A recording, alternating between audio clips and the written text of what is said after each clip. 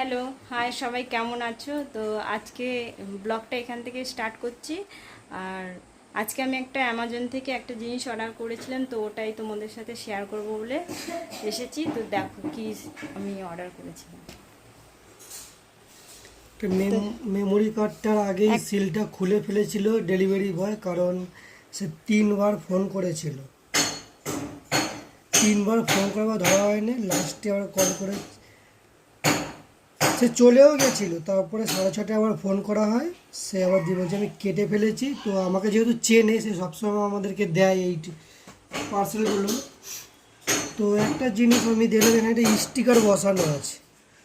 স্টিকারটা আমি তুলেও ছিলাম কিছু, এটা আমার একটু ডাউট লাগলো। তো স্যামসংয়ের এটা ফিলিপিন্স, এখানে লেখা আছে মেড ইন ফিলিপিন্স, আর এটা স্টিকারও লেখা